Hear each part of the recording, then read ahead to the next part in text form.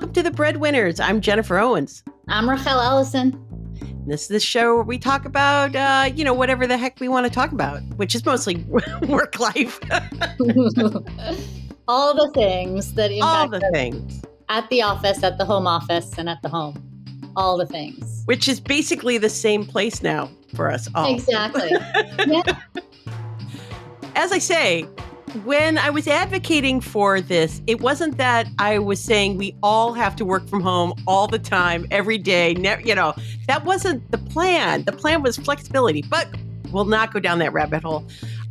Please follow us on all of the socials. The Breadwinners is everywhere.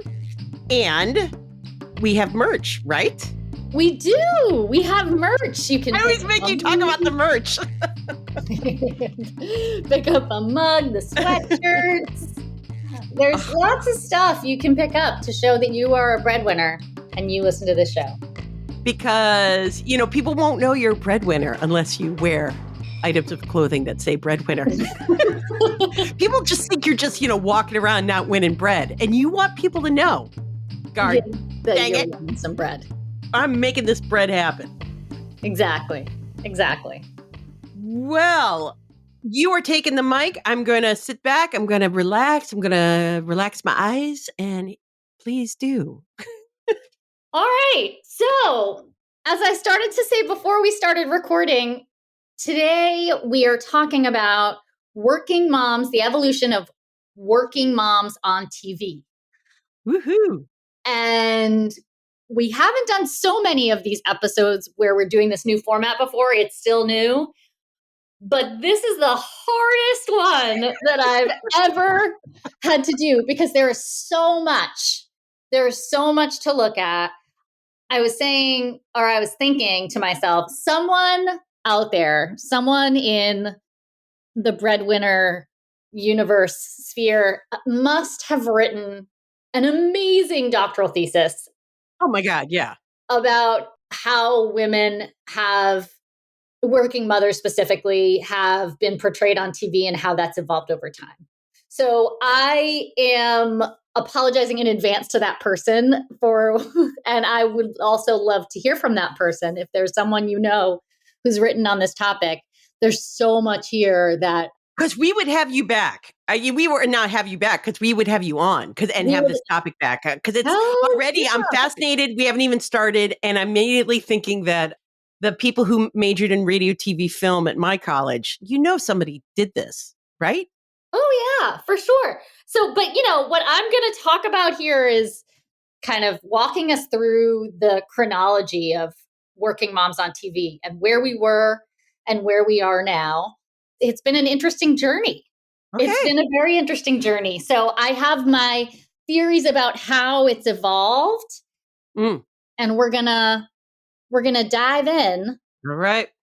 One thing that I will say about myself is that I am a TV buff. I do love my TV. So I have seen some of these shows, not all of these shows, but I have educated myself. So the first show that we're going to talk about, Jennifer, yes, is a show called One Day at a Time. This is it. I don't even know this song. I don't know the song. It's a show that's actually been revived in 2021.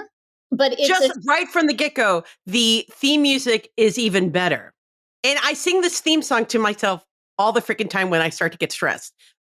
Keep on doing what you do. Hold on tight. We'll muddle through one day at a time. Oh, yeah. Nice. Well, every time I've been sort of thinking about this episode and I've been working on the stuff behind the scenes, all that comes into my head is the Facts of Life theme song. So, but One Day at a Time was a really interesting. So let's set the context a little bit. So when we think about One Day at a Time was premiered in 1975. So we look at the decades before that and what women were like on TV, specifically moms. Yeah. Right. So we're talking about, like, we can start with Lucille Ball, right? Like, Lucille Ball was a housewife but she also kind of had an ambition to be Right. in show business, and she had some ambitions. But I would say for the most part, we're really looking at like a June Cleaver persona. We're really looking at women who were in the home and didn't work. There Right. started to be in the 60s women who worked, but they were not with child, like Mary Tyler Moore, and like, there were images of working professional women, but none of them had kids. Right. So Right. that wasn't combined. So when we think about One Day at a Time, this is kind of a second wave feminism story, Yeah. right? So it's Ann Romano is divorced from an absentee ex. She relocates herself and her two teen daughters to Indianapolis, where she builds an entirely new professional and familial life. Already an interesting choice. And wonder why they picked Indianapolis. But I anyway, Yeah, it is interesting to me. I don't know why they picked these. very pretty city, I must say, as someone who's only driven past it. It looks very pretty. But No, okay. I've been, yeah. It's no, it's a good spot. It's a good spot. So it was pretty so the what the critics say was that at the time, I wasn't sentient at the time. I don't know what people were saying, but Stop it. I was, and I watched it as a child. well, it was eyebrow raising. Is basically because there were topics in addition to the premise being unconventional for TV, as we hadn't seen working mothers Yeah. portrayed that way. They also tackled rape, menopause. All the Norman Lear topics, right?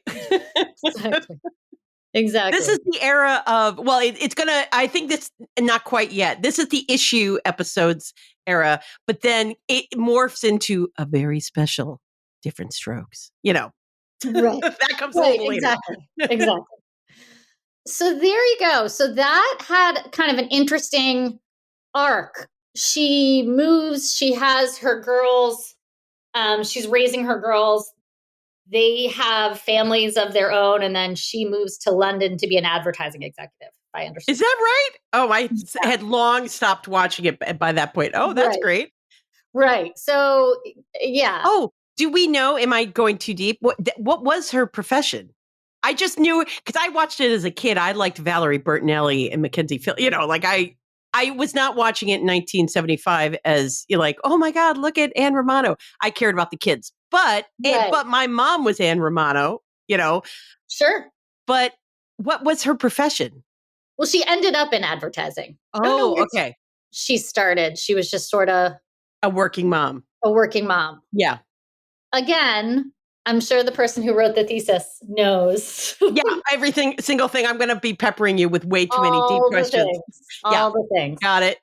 But so then we move from One Day at a Time. So that's 1975 to 1984. 1982, we have Family Ties. And Elise Keaton, played by Oh, Meredith Baxter Burney, was an architect. huh. Yeah.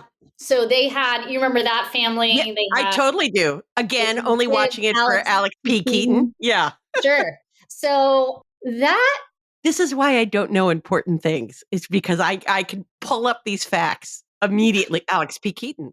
And Mallory. And then what was the kid's name? The blonde.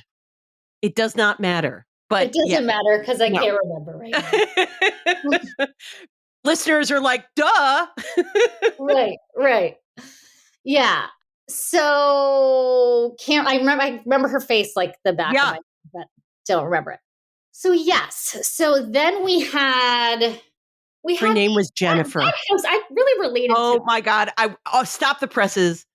Tina Yothers. Her name was Jennifer Keaton. How did I not know? Keaton. Nice. Okay. Well done. Yeah, thank you. You're welcome. Thank you. So they had a kind of existence that was the most, to me, that was a very familiar kind of family dynamic, what they had.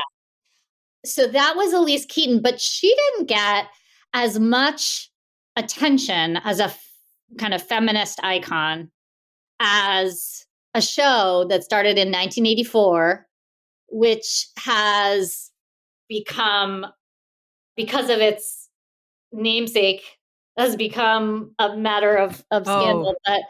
But yes. the Cosby Show was just groundbreaking in every. I think of her as a working mom. When you said Elise Keaton, I don't remember her being a working mom. It didn't resonate. The professional life of Mrs. Cosby Yeah, Claire was, Huxtable. yes, well, Claire was so front and center. It was, yeah, of course. And it's like that's her persona is mom and lawyer Right, and exactly. wife and, all and friend and sister, whatever, but mom and lawyer. Right, exactly. And I'm gonna send you this and we'll post it in the notes for this episode. But there's a great scene where Claire Huxtable is talking to her daughter's boyfriend, and he's Woo, sorry. it's okay. We it's a little bit of a longer scene, but she's talking to her daughter's boyfriend, and he comes and he says to her, she says, "Elvin, do you want a cup of coffee?" And he says, "I didn't think you did that." And she said, "Did what?" And he said, "Bring your husband coffee." And she was like, "Let me tell you what I'm doing. I'm not bringing him coffee. I'm not serving him coffee. I'm bringing him coffee."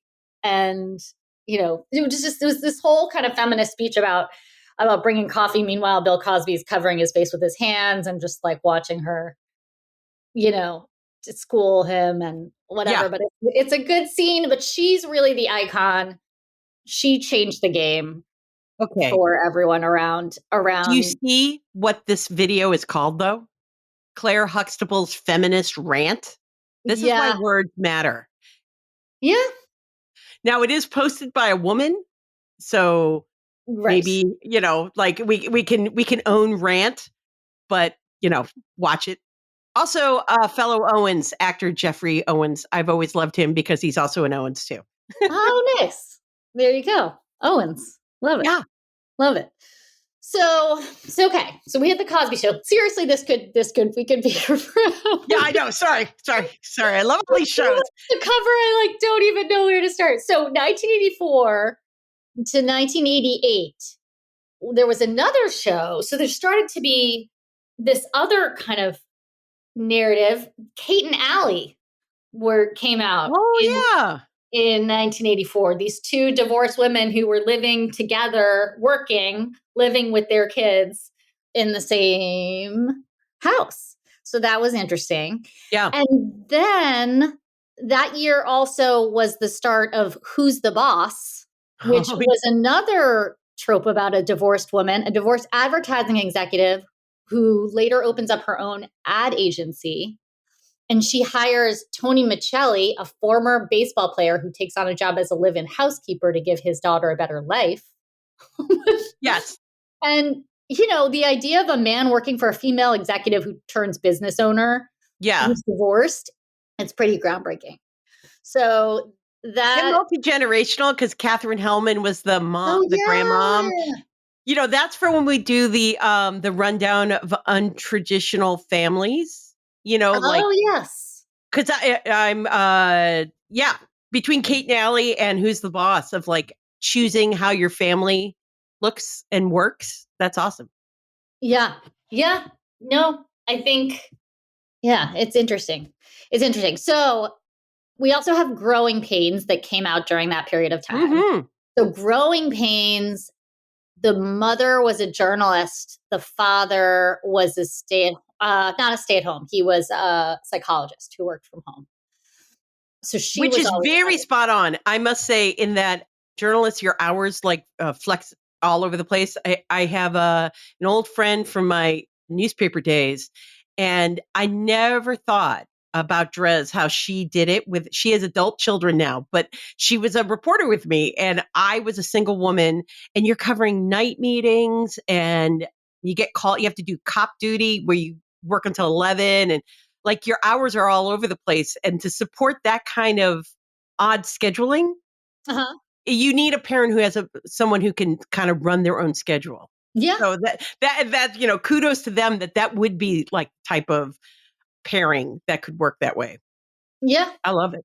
Yeah. So, well, good to know. Good to have Yeah. that I'm just journalist speaking from perspective. my thing. And though I often think about Dres now, who I am still friends with, and she has had a long career doing, she's in corporate PR and crisis communications and stuff, following the path of so many of us in newspapers right out the door. But I think now that often as a young person, you never think to ask how she's making this work. Like there's a lesson right in front of you and of your next stage. And you never think to ask, like, how is Dres doing being married with young kids and making the same thing happen? But it's, I don't know how to tell younger generations to ask, but Right. you should, because I never did. Yeah. So, No. Good anywho. point. Good point. Okay, moving us along. And mind you that this moment that you're talking about now, this is the rise of Working Mother magazine and talking about these Yep. things because this is the influx of white women, professional women into the workforce. So it's Correct. interesting that TV is reflecting the fact there's a whole lot of these working women now. Oh, absolutely. Absolutely. It's very interesting. So in this period of time, so 1988, two shows started that were pretty influential. One was Roseanne, Yeah. which was portraying a struggling working class family. She Yep. worked in a plastics factory and But then she eventually, won the lottery and it was all yeah, okay. So right. that's really the path for us all is that we're going to win the lottery. Exactly. Yeah. Exactly. But no, you're completely right. It's when, not all working moms are architects, Right. white Exactly. shoe law firm lawyers. Yeah. Right. So then the other show that came out during that time was, and I just Uh-oh. sent you a link, was Murphy Brown. Yes. So Murphy Brown was the career woman of the 80s. There's really never been anyone quite like her in the same way. So Yeah. she became a single mom by choice on that show. And that really pissed off. Can you tell us Oh what my God. The lead of this article for the New York Times in 2018. So they're looking back at this. Oh, we're this looking was the back at it? question on the front page of the New York Times. Is Murphy Brown really a tramp? Yeah. Yeah. So Dan Quayle, basically, our former vice president, basically who didn't he also have trouble spelling potato or banana? What Tomato. was it? It was tomato. Oh, The tomato. little kid in elementary school wrote it on a chalkboard. Like, he was there visiting the school and he told him But it he spelled it wrong and put an E on the end. was Yeah. got it. Yep. So he thought Murphy Brown was against kind of family values. So he spoke out against it and it caused a whole ruckus. But she was incredibly groundbreaking. So after Yeah. that, we had, and there are a lot of different shows. Again, person writing thesis, please jump in and give us some more. But there was in Fresh Prince of Bel Air, Aunt Viv was a professional woman who her husband was a judge, but she had a PhD and Yeah. she was doing that. Then we're jumping ahead a little bit to 1998 to the shows Sex and the City and Friends, who they both had characters who ended up becoming parents and reluctantly uniting with the father of their child. But it was a very Yes, exactly. Yeah.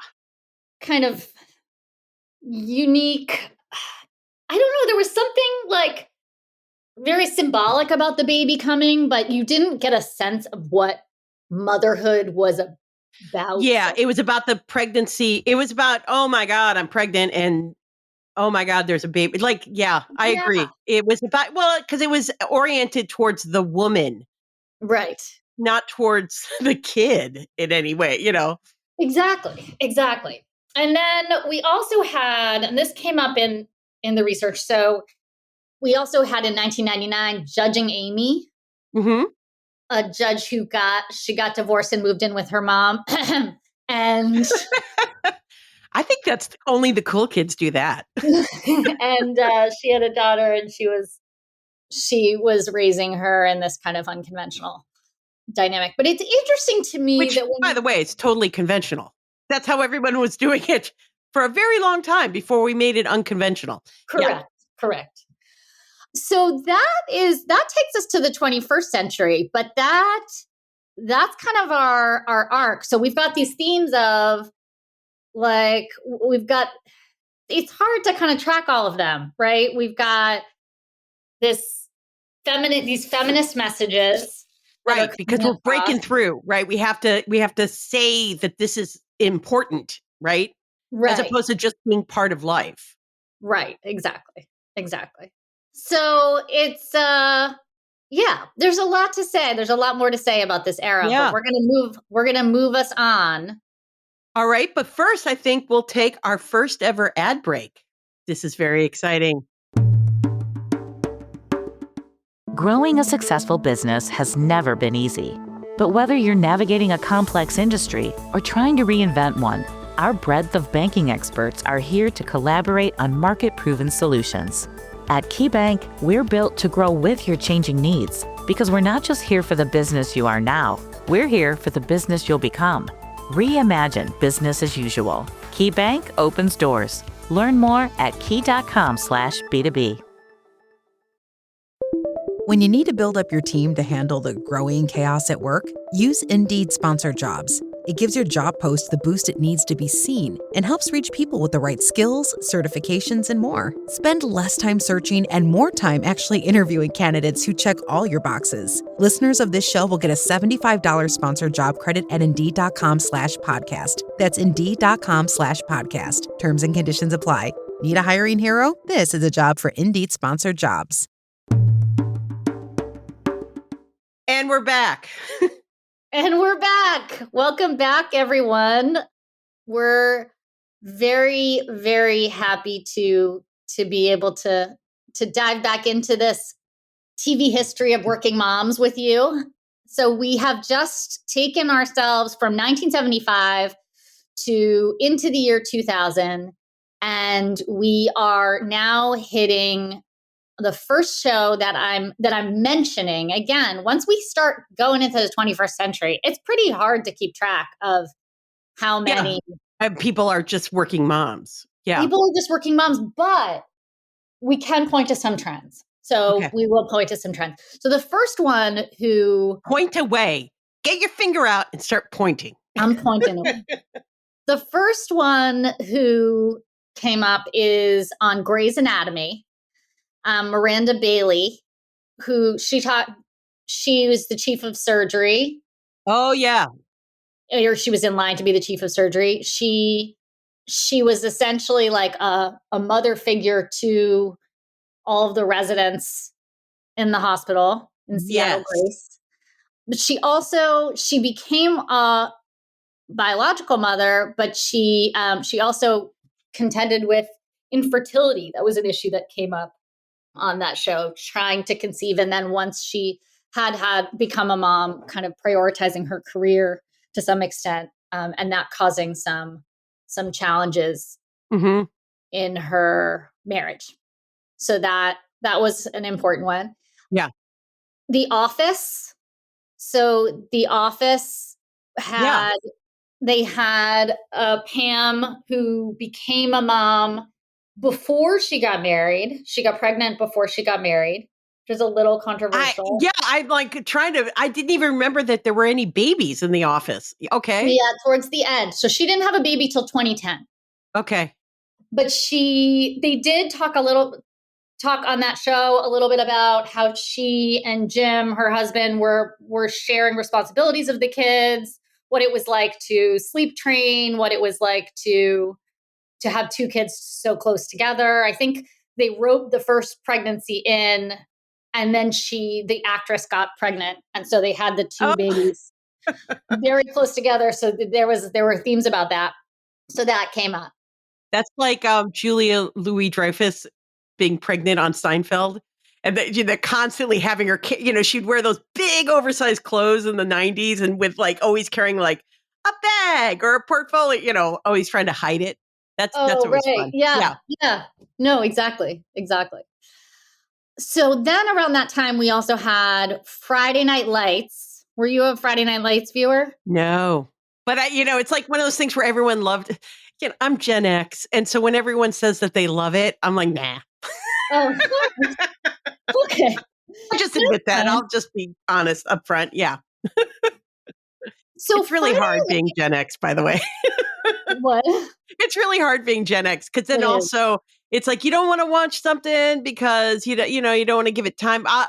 Brett will also often say, "Well, someone's going to really have to tell me that's great." And then if too many people tell you it's great, you don't want to watch it. Fair enough. So Friday Night Lights was a show about a coach who, in a small Texas town, a football coach, and his wife started out, they had a daughter who was like a freshman in high school, and his wife started out not working, and then her career kind of evolved through the show. She went from becoming like the school guidance counselor somehow, not with any background to do so. And then she had a baby, and then she became a principal. I'm giving away a lot of plot, but she was on at that time. And then there was The Good Wife that was also on at that time. And both of those characters, so The Good Wife was about a wife of a politician who had to go back. He was involved in a sex scandal. She went back to her career after taking some time off to raise her kids. And so both of those shows had this kind of like, this is what happens. Like, here are these loyal wives, and then they're rebuilding their careers at a certain time. I don't know. There was like they're forced back into work. Exactly. Yeah. Exactly. So that's that era. Then It really makes Roseanne so, and the like Clair Huxtable. That's what makes them so refreshing is that they have to work. It's not a decision. They just work. Claire takes great pride in her work. And then eventually Roseanne like buys the diner and is proud of her work because she runs her own business. Those kind of things where it's like, yeah, where are the working mothers now? Like, then you got the Sex in the City where it's like, oh my God, what about me? And, then now we have to be forced to work because that gives us cover for being a working mother. It's quite a take on how differently we view mothers, I think. Yeah. Yeah. No, it's very interesting. So around this period of time, there was actually an article that I found that I just sent you, and it was in 2013 it came out. And Gina Davis, who had played Commander-in-Chief, and as our listeners may know, has built a career or built kind of a legacy around promoting women in media and looking at, she has a think tank called C. Jane. So at that time, there was this interview with Gina Davis, and they did an interview about kind of what she was finding. Yes, the Gina Davis Institute, through her C. Jane initiative, will do these every once in a while surveys of all content. Where are the women? Right.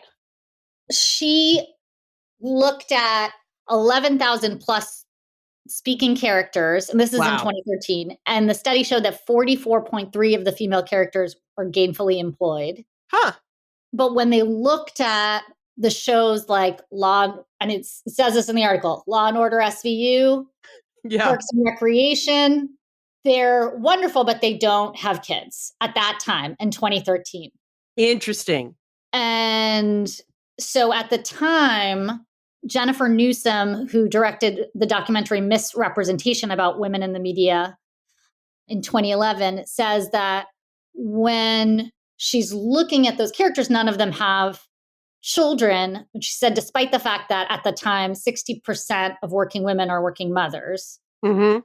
She said that when they've tried to put working mothers on TV, at that time, they would hear responses from executives like, well, our focus study group, they weren't comfortable with the mother working so hard, blah, blah, blah, blah, blah.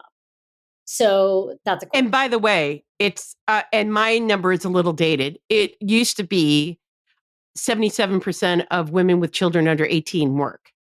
So if you're doing 60% of all women, but also it's a higher percentage when you have kids, 77% of them are working. And cross that with, this is an old stat I'm pulling out from the dark recesses of my mind, but by 45, 85% of women have kids. It's really a high percentage. So you put that all into the morass of where are the working mothers? Right, exactly. That was an interesting kind of development because for some reason, right after that article, I don't know if all these TV producers were listening, but then all of a sudden Leslie Knope has triplets in 2014. Did she really? SVU. Yeah. Oh my God. Yeah. SVU. And that's before she becomes president, by the way. SVU. Wait, I gave up on that show in the very, Leslie Knope. And they do a flash forward and it seems like Leslie Knope became president. Okay. Yeah. All right. They talk about in that article how SVU has all these career women who don't have kids. Now, 2 of the characters in SVU, starting in 2015. Does Olivia Benson have it? Olivia Benson adopted a son, and then a colleague of hers who's on the show now has 2 kids. And they're always kind of dealing with childcare challenges and that kind of thing. So that was an interesting kind of shift. So all of a sudden, these career women are having babies. We have Blackish. Yeah. Rainbow. She is a doctor. She's biracial. She's interested in giving her kids the life that she didn't have. She's very ambitious. She's very successful. So that's but her kids are a little older, but then she did have a baby on the show. But then we hit, now this is my sweet spot right here. Okay. Then we hit Jane the Virgin. Now let me talk to you about Jane the Virgin for a minute. Because it seems like a ridiculous premise. Because you're talking about a immaculate conception, essentially. Right? So you've got someone who through in vitro mistakenly got the IVF of this very wealthy man's, he became a mom to this very wealthy man's child. And the point is, the plot is like, it's a telenovela. So it's completely awesome. Humane and awesome. But one of the things that's so interesting is that, and I think there's a couple different things here. First of all, there's 2 characters on Jane the Virgin who are millennial women who become moms. One is Jane, and then there's another character. But I think what we're seeing here once we hit 2014 and then moving forward is we're seeing this response to the huge boom in millennial motherhood, right? So we will share a little infographic that we have about how that shifted, what that looked like, and what that meant about the purchasing power of moms at that age. And so anyway. Yeah. So coming back to Jane the Virgin, I'm telling you, there's so much to cover here. What's interesting about Jane the Virgin is that typically when you have pregnancies on a show, like we talked about in Friends and Sex and the City, you've got like the pregnancy happens and then the baby happens and the baby is somehow 6 months old and like very, you've got that kind of a chubby cheeked scooting around Yeah, baby. all of a sudden it's a toddler. Right, exactly. Yeah. But what I think is so fascinating about Jane the Virgin, so she has this baby and she deals with things like in the first, like what happens when you have a baby immediately, right? So like the getting mastitis, struggling to breastfeed, Right. fearing that you let your baby lie on his back too long, sleep deprivation, running out of diapers, fear of leaving the house, like all of these things that come up that are real experiences of postpartum depression came up on the show, right? Mm-hmm. That are real experiences of what it's like to be a new mom that we hadn't come anywhere near seeing before in television. That's awesome. So that was, and she develops her career. So when she's in school, or she's in school and she's working as a waitress when she gets pregnant, but then she develops into an author. And so there's one great scene where she goes on a writer's retreat and she has to decide to stop breastfeeding. Really? Oh my God, that's awesome. I mean, those are real concerns, like the feelings of like, am I somehow cutting it off for my selfish needs? And yeah, that's awesome. So yeah. And then she had, when her son became school age, they had plot lines about like school districts and like they really just hit everything right on the nose. It was a fantastic, fantastic show. Totally ridiculous, but really fantastic. Then the show that I'm going to take us to, there's a lot of honorable mentions that I can bring up for us, but the show that I think has really hit the nail on the head, and obviously the name is very revealing. It's a show called Workin' Moms. Oh, yeah. I used to see the poster for that. And that was another one where it's like, well, I don't know. I'm living in. I can't tell if I want to spend any more. I didn't want to watch it. And then my sister-in-law, who we've talked about on the show before, who now is mom of 2, I don't know if she was pregnant at the time or if she was just thinking about becoming a mom. And she said that she really loved the show. And I was like, okay, I guess I'll give it a shot. It is the most realistic depiction, I think, of, well, I don't know if it's the most realistic depiction, but it's definitely hits the nail on the head in terms of looking at what these career-driven women, it's a multiracial group, what it's like to have them kind of develop in their career. So Kate is a career woman who's trying to readjust to her big shot job and leaving her baby at home. And Anne is a psychologist who's struggling to connect with her daughter.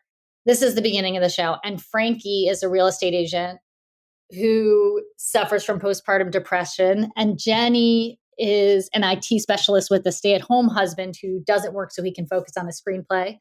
And they address pumping in the bathroom. There's a great scene. There's so much that they cover on the show, but pumping in the bathroom stall, as I said, postpartum depression, a scene where a character starts crying because someone jokes at her, is your baby calling the nanny mommy yet? And she starts crying. Oh my God. Yeah. They deal with mommy shame. They deal with breastfeeding. One of the characters gets actually turned on while she like, they really go for these very scandalous kind of push the envelope topics. So like she's pumping and she gets turned on. Abortion is one that came up in the show. So one of the moms gets pregnant with her second and then very shortly gets pregnant with her third, and she doesn't want to have the child. And they do like a pros and cons of like what is it going to mean for their family? And I mean, it brings up a lot of very intense political issues, but it's fascinating and it's Canadian. So it's, so they're super polite. They're super polite, and there's just different social norms there, but they also deal with mommy shame. So mommy guilt, mommy shame, and then relationship issues that come out of new motherhood. So there's a lot to show from this show. I have to say, I think it's just hilarious. It's just a hilarious take. And I think what I like the most is that there's this community that these moms have with each other, that while they're going through, all of these different, like, it's not just one character going through the changes of Right. The motherhood. one working mom. Yeah. Right. It's this group of working moms who are all going through it together, and they're all kind of facing these different aspects of working mom challenges. And yeah, it's a great show. I highly, highly recommend it. So there's other ones, other not mentioned shows that got an honorable mention. Gilmore Girls, Parenthood. Did you ever see Parenthood? No, I just don't need to cry every week. Yeah, I wasn't a big fan either. But I did poll some people, and these are the ones that I got. Yeah. Big Little Lies, The Letdown, Catastrophe, Now, Big Empire. Little Lies I watched. I also read the book because I love Leanne Moriarty. She really knows. It's the same book over and over again. It's the same basic format, but like done in a new, interesting way every single time. And I love it every single time. But were those moms working? I guess Yeah. the Shylan, whatever her name is, she's the young single mom. Right. Yeah. And then Laura Dern was working. Yeah. Yeah. So that was a whole Was thing. And I try to figure this stuff out because what's her name? Oh my God. What is her name? What Australian? Who is the Australian one? Nicole Kidman. Nicole Kidman. Oh my God. That was a brain spasm right there. Oh, yeah. Is it that she's the only one who's not? Because Reese Witherspoon she runs the community theater. Right. Yeah, no, that's possible that Nicole Kidman is. Yeah. Well, that it's like, and now we flipped it where it's like unusual that in this group of women there would be, and of course she's the most in trouble of all of them. Sure. And Zoe Kravitz. Right. She's a yoga teacher. Yeah. Yes. So, So that one. I was so excited to see that, almost to the point of like when I first saw Little House on the Prairie, which, by the way, also a working mom. Oh, true. I loved Little House on the Prairie book so much. And when the TV show came on, I watched the first episode with my book open in the dark on a little tiny TV, Aww. like sitting as the sun went down to get to stay up to watch Little House on the Prairie. But again, I wonder if we see all those women in the Westerns and the like as working moms, because they were. They were. That's true. That's true. But I think we don't. That's interesting. Because, you go further back, and I was just watching an old movie with Kay Davis, and she is a like Broadway star, and she's running from a abusive. She had changed her name, become a big star. Yes, it doesn't make sense. Why would you do something where people would see your face everywhere if you're trying to, hide? But working mother, and it's all and then she has to abandon the kid for a while to go try to like pull off the abusive guy from the family, like hide the daughter and the like. But it's all about sacrifice, like the melodramatic sacrifice of being a working mother. Yeah. And what I like is just mothers that work. That's all I want, Yeah. and then all the decisions that come because you've got a lot of things going on in your complicated life. Right. No, very true. Very true. I always note the working mother in anything. I always have to say something, for sure. right? For sure. No, and there actually one more honorable mention. There's so many, but this show called Love Life on HBO. Oh, I don't know that one. So the first season, it sort of follows someone through their sort of relationship evolution. So the first season was Anna Kendrick, and the second season is, I think his name is William James Harper, who's a Black man who goes through, he's initially married to a white woman, and then they divorce, and then he goes through a series of relationships. And then at the end of his season, he gets together with this woman and she's supporting them while she has the baby. She's supporting them. I guess they got married. I don't remember that part.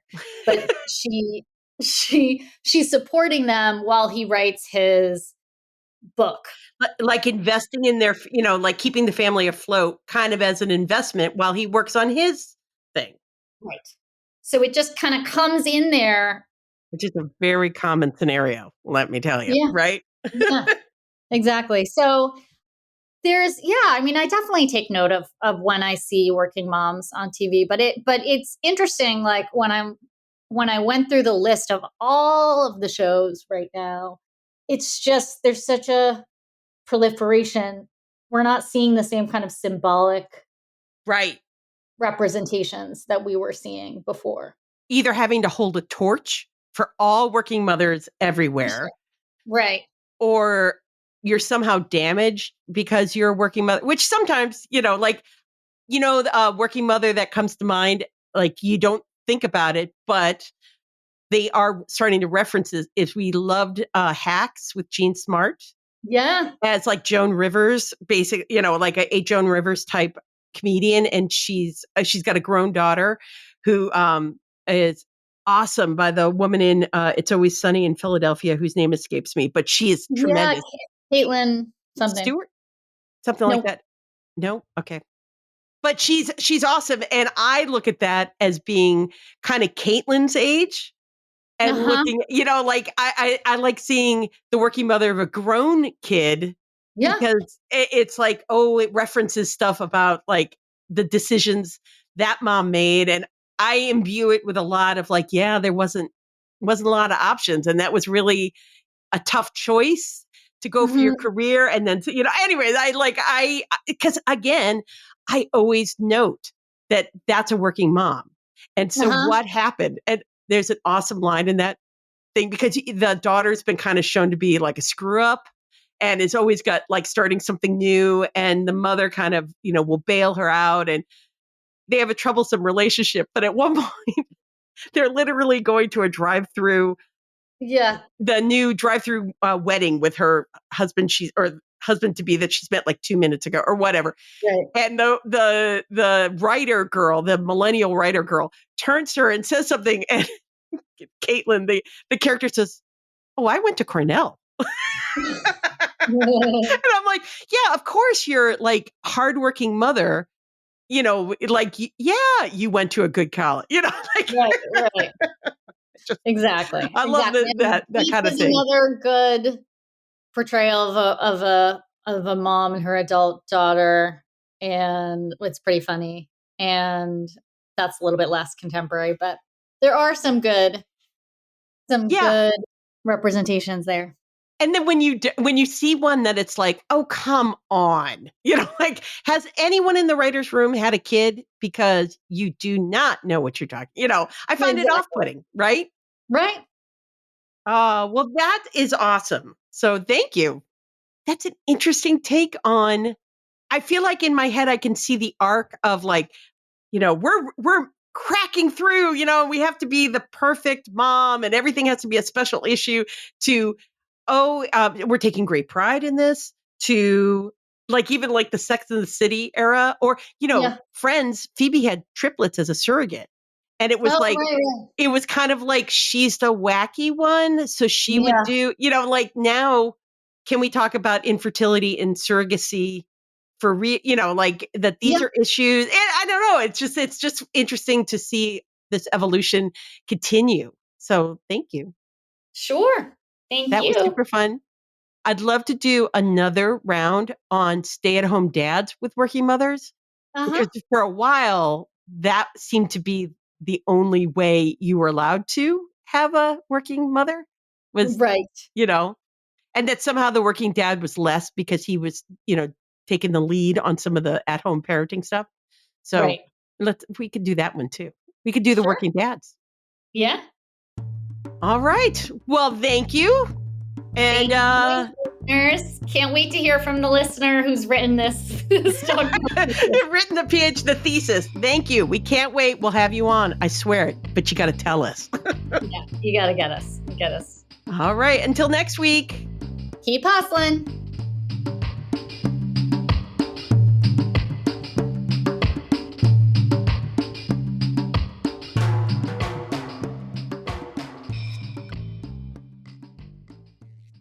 This podcast is part of the Sound Advice FM network. Sound Advice FM, women's voices amplified.